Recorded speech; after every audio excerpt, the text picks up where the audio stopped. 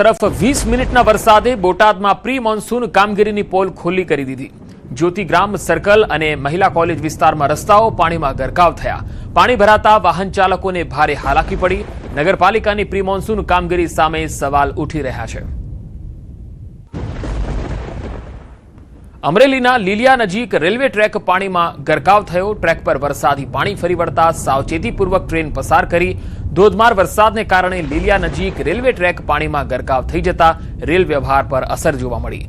સ્થાનિક નાળાનું પાણી ઓવરફ્લો થતા લીલિયા સ્ટેશન નજીકના રેલવે ટ્રેક પર પાણી ફરી વળ્યું। સુરક્ષાના કારણોસર રેલવે તંત્રએ ટ્રેનને થોડા સમય માટે થંભાવી દેતા મુસાફરોને સ્ટેશન પર રાહ જોવી પડી। વાવથરાદ બાદ બનાસકાંઠામાં પણ ધોધમાર વરસાદ। દાંતીવાડા તાલુકામાં ધોધમાર વરસાદ થયો। દાંતીવાડામાં 4 કલાકમાં 7 ઇંચ વરસાદ થયો। ભારે વરસાદના કારણે જનજીવન પ્રભાવિત થયું।